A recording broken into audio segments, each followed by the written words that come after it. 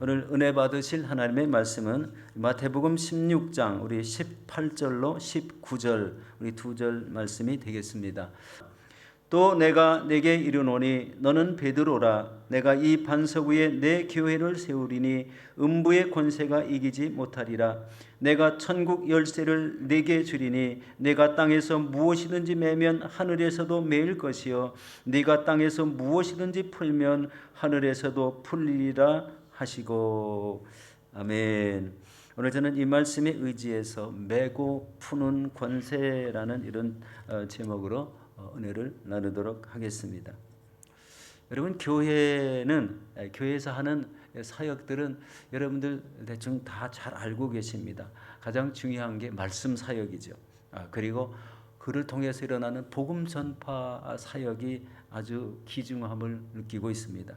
그리고 무엇을 합니까? 이제 성경 공부를 해서 우리의 신앙을 날마다 키워가게 하시고, 또 우리 기도를 통해서 개인적인 기도, 또 여러 가지 합심으로 드리는 이런 여지 기도의 삶을 통해서 우리가 기도한 것을 응답받으며 살아가는 이런 귀한 은혜를 우리에게 느끼고 부어주시는 은혜를 느끼고 있습니다. 지금 여러분, 우리 금요 기도회 때 우리 전내 윤병희 목사님이라고 우리 이 금요 기도회 때 두 번인가요? 세 번 설교하신 적 있죠? 그분이 쓰신 책이 하나 있는데요. 그 책 이름이 하나님과 통하는 기도라는 책이에요. 제가 우연히 그 책을 읽다가 그 윤병희 목사님이 얼마나 대단하신 목사님인지 알게 됐어요. 여러분, 40일 기도를, 금식 기도를 자그마치 10번을 마쳤다고 합니다. 자기 일생에 한 번을 마쳐도 너무 귀한데 그분은 그 40일 금식 기도를 10번이나 마치셔서 우리 기도하는 모든 것들을 이렇게 하나님께 기도한 대로 다 응답받는 이런 놀라운 은혜를 가지고 계셨던 것을 깨달았습니다. 그런데 그 책의 서문에 보니까요, 아래 토레이 박사님이 어떻게 기도 생활을 한 내용도 거기에 잠깐 소개가 되어 있습니다. 우리 잠깐 저도 이 말씀을 먼저 나누고 시작하도록 하겠습니다. 이 아래 토레이 박사님은요, 바쁘다고 기도하지 못하면 기도를 안 한 만큼 손해를 본다라고 이렇게 말씀을 하시고, 그러면서 내가 아는 한 가장 풍성히 기도할 수 있었던 것은 바로 이 시절의 대부분, 자기의 삶의 때의 대부분 완전히 어둠과 절망의 느낌 가운데서 시작되었다고 이렇게 말씀하시고, 그러나 무력감과 냉랭함 가운데 하나님께 내 자신을 드렸고 성령을 보내어 기도할 수 있도록 가르쳐 달라고 간구했을 때 주님은 그것을 이루어 주셨다라고 이렇게 기록되어 있습니다. 여기서 놀라운 것은요, 자기가 기도 안 될 때는요, 성령을 보내달라고 그 간구하는 기도를 가르쳐달라고 이렇게 기도했다는 거예요. 자기 힘이 부족할 때는요, 우리 성령님께요 이렇게 매달리는 때가 있어야 됩니다. 무엇이 이루어지지 않을 때는요, 자신을 들여다보고 모든 죄악을 회개하면서 제거하는 이런 깨끗함이 있어야 됩니다. 그래야 기도하는 것을 응답받습니다. 이 자기 삶에 악한 것이 들어있나 확인해 봐야 됩니다. 행동의 악함도 있지만요, 말의 악함도 있습니다. 악함도 있고요, 또 이상한 이런 말을 잘하시는 분들이 있어요. 그런데 그런 말들을 하는 내면을 보면은요, 그 안에 무엇인가 좀 이상하게 느껴지는 것이 있다는 거예요. 우리 하나님의 온전한 사람들은요, 그런 말을 잘하지 않습니다. 우리 말을 해도 긍정적인 말을 하고 또 할 수 있다고 우리 자신감을 내는 이런 말들을 합니다. 나는 할 수 없어. 내가 어떻게 기도를 해? 이렇게 얘기하는 이런 사람도 있죠. 그런데 우리의 삶은 하나님 앞에 적극적으로 달려나와서 우리 복음을 전하려고 애를 쓰고 또 기도하는 자리에 앉아서 기도하려고 애를 쓴다면 하나님께서는 반드시 그 기도를 들으시고 또 구하는 모든 것을 응답해 주실 줄로 믿습니다. 여러분, 이 시대에 우리 복음을 전하고 우리 기도하는 이런 성도는요, 하나님의 관계가 아주 긴밀함을 가지고 있습니다. 기도해도 응답이 빠르고 복음을 전할 때에도 이런 우리 믿겠다고 우리 달려 나오시는 이런 분들이 많다는 것을 보게 됩니다.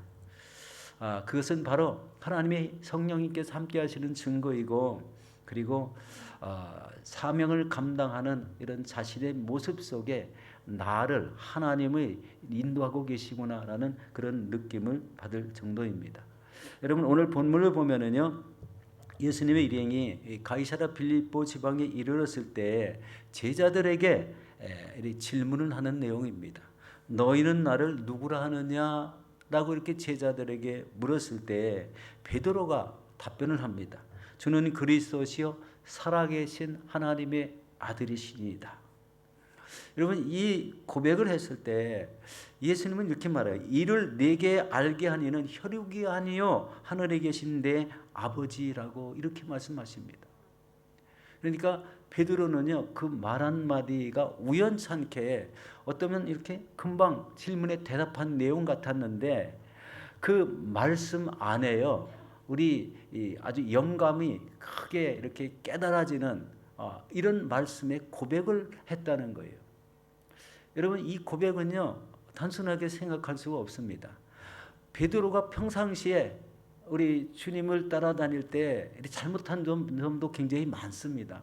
그런데 예수님이 이 질문을 했을 때 당시에 보면은요, 그 안에 하나님에 대해서 깊이 생각하고 예수 그리스도에 대해서 깊이 생각을 많이 했다는 그런 느낌이 들지 않습니까? 바로 이 대답 속에 배어는 나오는 그 말씀은요, 그렇게 쉽게 이렇게 고백할 수 있는 그런 말이 아닌데, 그냥 질문하자마자 곧장 주는 그리스도시요 살아계신 하나님의 아들이십니다라고 즉시 고백했다는 거예요. 놀라운 믿음을 소유했다는 것을 보게 됩니다.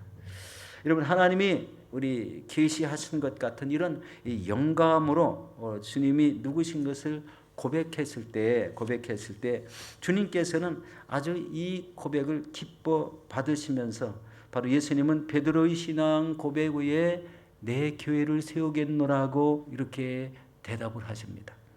오늘 본문 우리 18절 마태복음 16장 18절을 같이 한번 보도록 하겠습니다.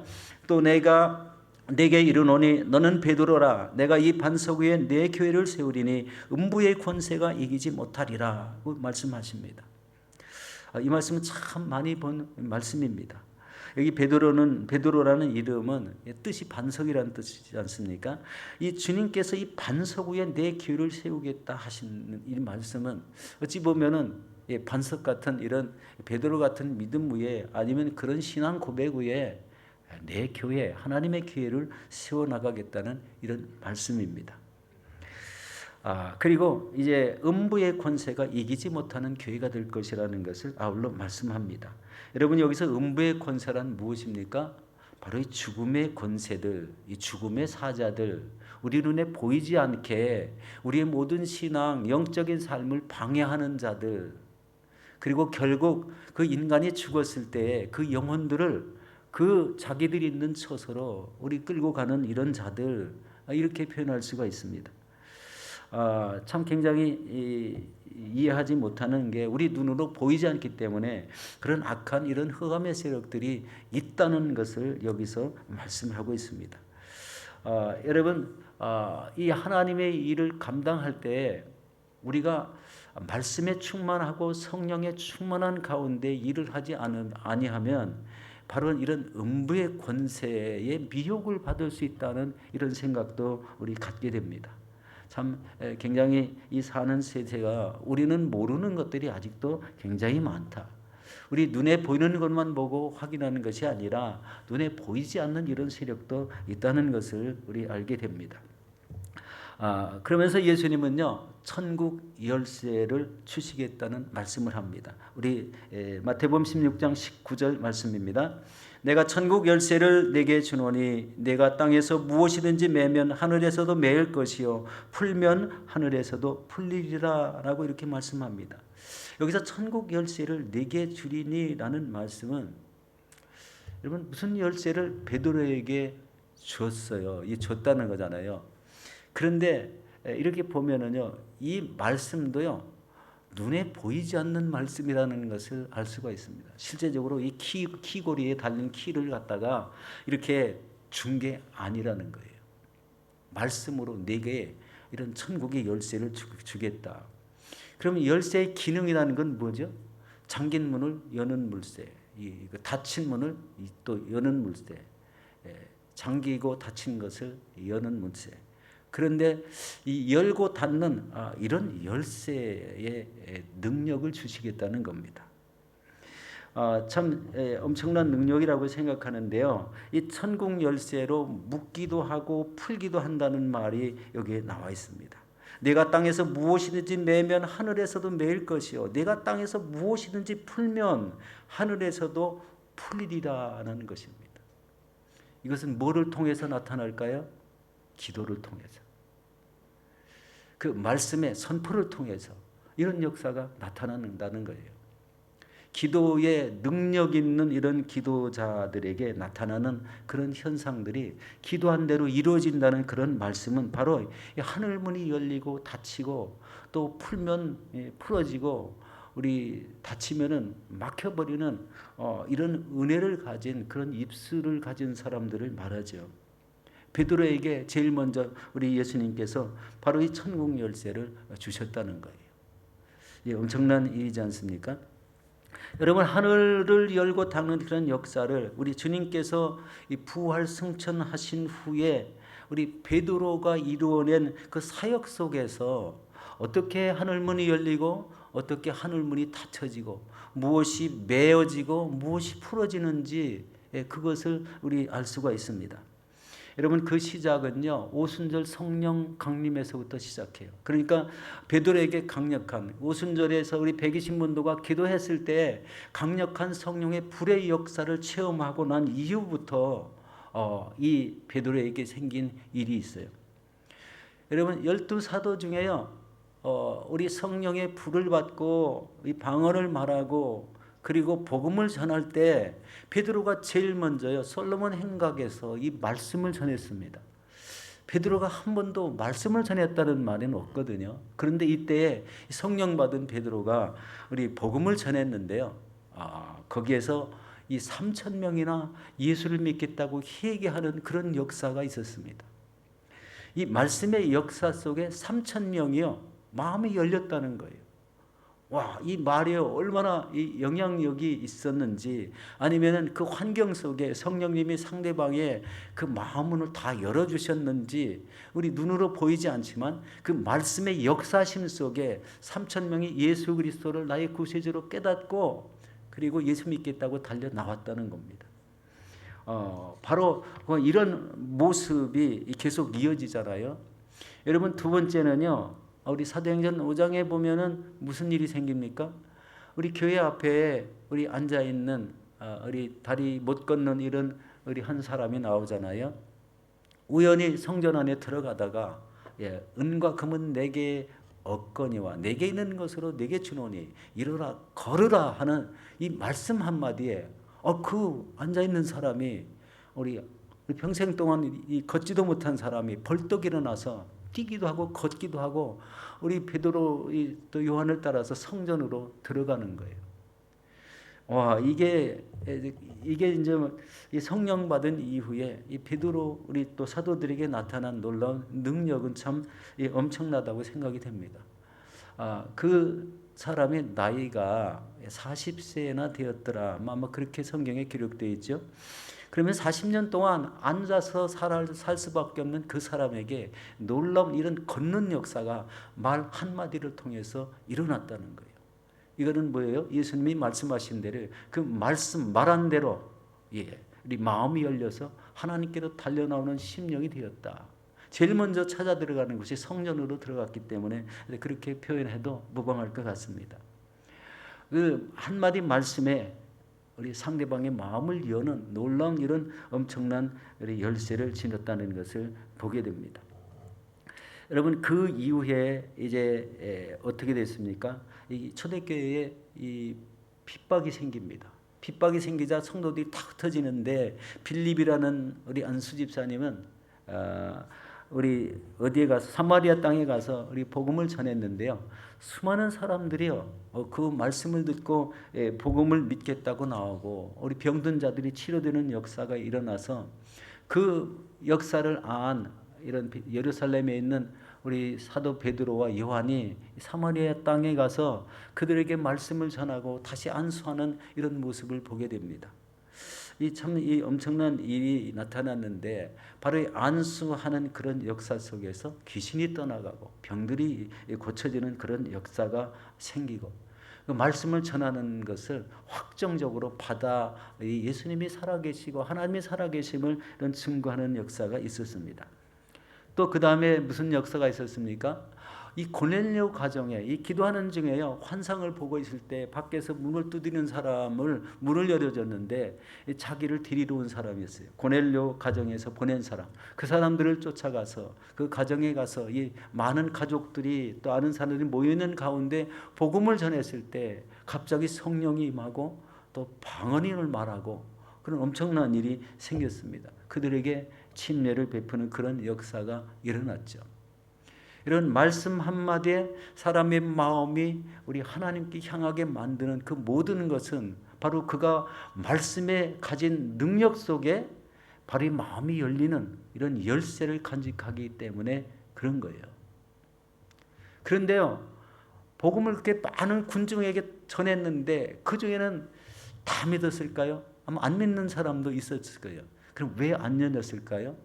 그 사람 마음이 안 열려서 복음을 받는 말씀을 받는 사람의 마음이 안 열리니까요. 아무리 무슨 말을 해도요 문이 열리지 않는 거예요. 다친 사람에게 무엇을 집어넣기가 어렵죠. 그런데 이것은 아마 우리 많이 있었지는 않았을 것 같아요. 베드로가 나가서 복음을 전하는 것에 그런 귀한 역사들이 바로 일어난 걸 보면은 대부분의 사람들이 다 그런 믿음이 가졌는데 그렇지 않은 사람들이 들어 있었을 거라고 생각이 됩니다. 그러면 이제 베드로는 그 후에 어떻게 되죠? 로마로 가서 복음을 전하다가 우리 잡히게 되죠. 그리고 십자가에서 거꾸로 매달려 우리 순교를 당합니다. 그러니까 자기 일생은요, 이 성령을, 그러니까 베드로의 일생은 그 전에 우리 고기를 잡다가 예수님이 사도로 택함을 받아서 우리 성령을 받은 후에 이런 엄청난 일을 감당하신 사도가 되었다는 것을 보게 됩니다. 중요한 것은 예수님께서 주신 하늘의 문을 열고 닫는 열쇠를 가진 사람이었다는 거예요. 그런데 이 말씀의 의미 속에 오늘 이제 여기에 보면은요, 우리 19절에 내가 천국 열쇠를 4개에 주리라 이렇게 했는데요. 이 성도들이 사도들이 나가서 복음을 전할 때 각종 역사들이 다 일어나는 것을 보면은요, 동일하게 사도들에게도 다른 사도들에게도 그런 역사들이 일어나는 것을 보게 됩니다. 그러니까 이 베드로 혼자만 이 하늘을 문을 열고 닫는 그런 열쇠를 가진 것이 아니라 다른 사도들에게도 동일하게 그런 귀중한 은사를 받았다는 것을 우리가 깨달을 수가 있습니다. 여러분, 땅에서 푼다는 것은요, 복음을 전하는 성도들이 열심으로 복음을 전해서 사람들에게 예수를 믿고 구원을 받게 하는 이런 역사, 천국이 열려서 그 마음이 바로 이 하나님을 믿게 하는 이런 천국 백성이 되게 하는 것을 말합니다. 땅에서 맨다는 것은 복음을 전하는 자들이 땅에서 복음을 전해도 듣지 않음으로 이 가슴이 열리지 않음으로 복음의 문이 닫히는 것을 말합니다. 지금도 이 세상에 나가면 베드로가 한 번 외쳐서 3,000명, 5,000명 수도 셀 수 없는 무리들이 나타났으면 얼마나 좋겠습니까? 그런데요, 한 사람 전도하기도 참 힘들다는 것을 많이 깨닫습니다. 왜냐하면요, 지나가는 사람들이 듣지를 않으려고 합니다. 우리 전단지를 주고 예수 믿으라고 외치면은요, 그냥 고개를 흔들고 쳐다보지도 않고 그렇게 지나가는 것을 많이 봅니다. 그런데 여기서 이 중요한 한 가지가 이제는 이 열쇠가요, 각 교회의 성도들에게 주어졌다는 데 있습니다. 여러분, 이것을 믿으십니까? 각 교회의 성도들의 입술의 권세를 통해서 영혼들이 죽게 돌아오기도 하고 그렇지 못하게 된다는 거예요. 이것은 천국의 열쇠를 가지고 천국문을 여는 이런 마음으로 복음을 전했지만 듣는 사람들이 하도 이 세상에 그 혼탁에 찌들어서 이 마음이 열리지 않는 이런 사람들에게는 어쩔 수 없는 그런 현상이라는 것을 깨닫게 됩니다. 그렇지만 중요한 것은 이 시대에 바로 내가 복음을 들고 달려나가서 우리 전해야 된다는 이런 내용입니다. 이 자신이 바로 베드로같이 하나님께서 주신 이제 천국을 여는 열쇠와 또 닫는 열쇠까지 같이 함께 갖추었다면 자신이 성령 받았다면 충분히 복음을 전하러 나갈 때 이런 역사가 일어나야 되지 않는가 이렇게 생각을 들었어요. 그래서 이런 그 은혜를 받기 위해서요. 아까 서두에 제가 말씀을 드렸잖아요. R.A. 토레이 목사님 성령을 달라고 기도를 하면서 바로 이 기도한 모든 것들을 어떻게 기도하는지부터 가르쳐 주시고 자신이 기도하는 모든 것들을 응답해 달라고 성령님 가르쳐 달라고 이런 그 우리의 그 요청 하나님 앞에 요청하는 것이 있어야 된다고 생각이 듭니다. 그냥 베드로같이 주는 그리스도시요 살아계신 하나님의 아들이십니다라고 고백을 해도 지금은 그게 예수님이 응답하시면 주실 줄 믿는데 그게 그렇게 잘 느껴지지 않아요. 그런데 성령님이 함께 하셔서 우리 입술을 주관하시고 내 행동에 마음에 우리 말씀을 주셔서 그대로 행할 때는 그런 역사들이 일어나지 않을까 이런 마음이 막 이렇게 들지 않습니까? 저만 그런 건 아닐 거라고 생각합니다. 저도 이 성령이 제 기도도 들어 응답하셔서 이 베드로 같은 이런 천국문을 열고 닫는 이런 은혜를 달라고 한번 기도하고 있습니다. 되면은 하나님께 영광이고 그렇잖아요. 또 열심히 복음을 전하라고 그런 우리 은사도 주실 줄로 믿습니다. 중요한 거는요. 이 열쇠가 각 교회에 주어졌고 복음을 전하는 사람들에게 다 주어졌다는 거예요. 교회가 열심히 복음을 전하지 않으면 천국으로 들어가는 자가 없고 또 교회의 부흥도 이룰 수 없다는 것을 깨달을 수가 있습니다. 그러므로 우리가 이 땅에서 이 모든 삶에 대하여 매는 자가 되지 말고 푸는 자가 되셔서 이 땅에 안 믿는 영혼들을 모두 천국 백성으로 인도하시는 저와 여러분들이 되시기를 예수 이름으로 축원합니다. 우리 세 번째는요. 합심으로 구하라라는 말씀입니다. 이 동일한 마태복음이지만 마태복음 18장 19절 20절을 함께 보도록 하겠습니다. 자, 같이 보겠습니다. 진실로 다시 너에게 이르노니 너희 중에 두 사람이 땅에서 합심하여 무엇이든지 구하면 하늘에 계신 내 아버지께서 그들을 위하여 이루게 하시리라. 두세 사람이 내 이름으로 모인 곳에는 나도 그들 중에 있느니라. 동일한 이 본문의 병행 구절이죠. 그런데 여기에서의 이 구절은요.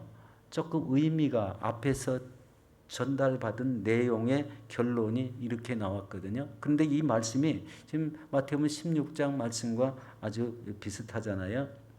교회에서 어떤 문제가 엉키고 설켰을 때 교회 중직들이나 책임자들이 모여서 합심해서 구하면 그리고 이 사람들을 어떻게 치유할 것을 우리 알려주겠다는 이런 의미가 이 속에 배어 있습니다.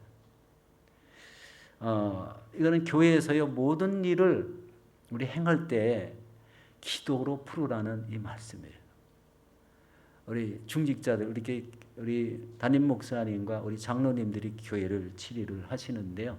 교회를 치리하는 이런 중직자님들께서 어떤 성도에 무슨 잘못이 있어서 치리를 할 경우는 그것을 그냥 아무렇게나 하지 말라는 거예요. 모여서 합심으로 기도해서 하나님이 주시는 말씀으로 치료하라는 거예요. 그리고 치료할 때는 정중하게 하라. 이런 말씀이죠. 그런데요. 여기서 합심하다라는 이 말씀은요. 바로 이렇게 의견이 일치된 상태로 우리 교회에서 잘못된 것을 치료해 나가라는 이런 내용입니다. 많은 사람들이 모여있기 때문에요. 교회에서 충분히 일어날 수 있는 일들이 많습니다. 그렇지만 그런 모든 것을 치료해 나갈 때 그냥 야 저는 잘못했어 이게 아니라 모여가지고 합심으로 기도해서 하나님이 주시는 그 말씀대로 치료하는 거예요. 이런 풍토, 이 교회에 대해서 가르쳐진 말씀이기 때문에요. 바로 이런 우리 그 과정을 거쳐서 우리 징계나 치리가 이루어지고 이렇게 다스려야 된다는 이런 말씀입니다. 이 말씀 속에 이제 교회에서 성도가 모여서 합심으로 기도할 때 무슨 내용이 나와요? 여기서 성도라는 개념은 뭐라고 그랬죠? 우리 중직자들을 말합니다. 기름 부어 세우신 중직자들. 이 내용이 포함한 그런 내용이죠. 그렇지만 요즘은요, 우리 평신도도 갓 들어와서 얼마 되지 않은 성도도 우리 방언을 하고 성령 충만을 받습니다. 제가 생각하기에는 하나님의 성령으로 충만한 성도들도 바로 합심으로 기도했을 때 하나님의 이런 응답을 받는다면 여기에 포함될 수 있겠죠. 여러분, 교회에서 모여서 합심으로 기도할 때 땅에서 풀면 하늘에서도 풀어지고 땅에서 매면 하늘에서도 매인다는 거예요. 이게 성도의 삶에서 얽혀진 것을 기도로 풀어낼 수 있다는 거고 우리 교회 생활에서 얽혀진 것을 다 기도로서 풀어낸다는 이 말씀이에요. 교회 치리의 원칙이 여기에서 나오고 있습니다. 여러분 성경에는요 두세 사람이 기도해서 엄청난 결과를 이룬 일들이 많이 있습니다. 그것은 제일 첫 번째로요 우리 아말렉 전쟁에서 우리 모세와 아론과 훌이 산에 올라가서 그 두 손을 모세가 들고 기도하게끔 이렇게 양쪽에서 아론과 훌이 이렇게 손을 붙들어지고 저 전쟁터를 향해서 중보기도할 때 어떻게 됐어요? 여호수아 장군이요 군대를 이끌고 나가서 아말렉 사람들을 다 칼날로 칩니다. 이 중보기도가 손이 내려오지 않았다는 것은요 손이 엄청나게 피곤해서 본인이 내릴 수가 있지만 양쪽에서 붙잡아줌으로 이 세 사람이 함께 기도함으로 이런 역사를 이뤘다는 거예요. 한 민족의 그 생명을 구해낸 엄청난 우리 기도 아니겠어요? 이런 것들이 우리 성경에 보면 또 많이 있는데 아까도 말씀드렸지만 마가 요한의 다락방에 모여서 우리 열흘 동안 120명의 우리 문도들이 기도했을 때 성령의 불이 각 사람 머리 위에 임하는 역사가 나타났어요.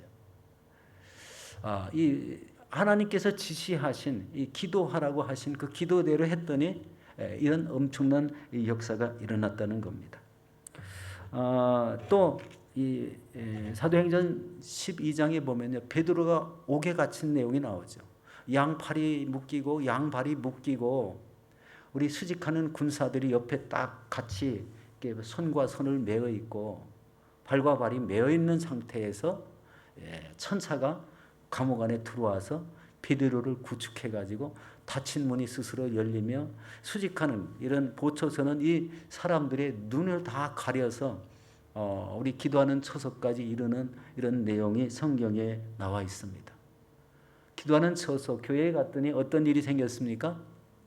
바로 그 장소에서 온 교회 성도들이 모여서 기도했다는 데 있습니다. 기도하면 이런 일이 생긴다는 거. 우리 천사를 움직여서 우리 죽을 수밖에 없는 이튿날이면 처형될 수밖에 없는 베드로가 이런 구출받는 그런 역사들이 일어났어요. 이게 바로 우리 두세 사람이 모여서 아니면 성도가 모여서 합심으로 기도했을 때 나타나는 현상이에요. 그래서 이 합심 기도가 얼마나 교회에서 중요한지 모릅니다. 그리고 이런 기도의 자리에 이런 빠짐없이 나오셔서 우리 교회의 목표를 놓고 합심해서 부르짖고 또 우리 환우들이 교회에 좀 있지만 그런 환우들을 놓고 부르짖어 합심해서 기도할 때 놀라운 치유의 역사도 일어나는 그런 우리 교회가 됐으면 좋겠습니다. 우리 아픈 환우들은요 굉장히 마음이 답답합니다. 우리 어르신들이 많으신데 걸음을 못 걸으셔가지고 얼마나 답답해 하시는지 몰라요. 그런데 걸음을 못 걸으면요 조금 있다가 앉게 돼요. 그럼 앉으면은 일어서질 잘 못하세요. 누워서 지내십니다. 그 누워서 지내시는 분들이 좀 꽤 이렇게 많이 되는데 참 이런 현상들을 보면은요 어떻게 해야 될지를 저도 잘 알지 못하겠어요. 가서 위로하는 말씀밖에 없고 일어나라고 기도를 하는데 믿음이 되지는 않는 것 같아요. 왜냐하면 연세가 드셔서 그 곧 하늘나라에 우리 가셔야 될 이런 분이라는 것을 자꾸 느껴지기 때문에 아마 그럴 수도 있다는 생각이 듭니다. 여러분, 우리가 기도의 중요성을 또 합심기도의 중요성을 우리 알아봤는데요. 중요한 것은요, 기도하는 자리에 여러분이 있어야 된다는 거예요. 우리 이런 자리에도 소수만 나와서 우리 이런 말을 듣는데요. 우리 성도님 수가 1,000명이 훨씬 넘어가는데 이 많은 성도들이 와서 옛날같이 성전을 꽉 메우고 이런 기도를 하면은 이런 기도의 놀라운 은혜의 역사들이 우리 교회에 많이 일어나게 될 줄로 믿습니다. 특별히 오직 복음으로라는 이 표 아래 우리 5가지 우리 기도 목표가 있어요. 기도한 대로 저것을 이루어질 때 우리 교회도 이런 메고 푸는 이런 능력의 기도가 이루어지게 될 줄로 믿습니다. 우리 사랑하는 성도 여러분, 베드로와 모든 제자들에게 주셨던 바로 이 천국 열쇠, 천국을 열고 닫는 이런 권세가 이제 교회에 주어졌다고 말씀을 드렸습니다. 바로 이 교회에서는 이 복음의 열쇠, 또 합심기도의 열쇠를 통해서 우리 천국 문이 활짝 열리고 많은 성도가 이런 하나님의 은혜를 체험하는 역사가 일어나서 우리 교회가 부흥하고 또 하나님 나라가 날마다 확장되어 우리 교회를 통해서 우리 영광 받으시게 하시는 우리 저와 여러분들이 되시기를 예수 이름으로 축원합니다.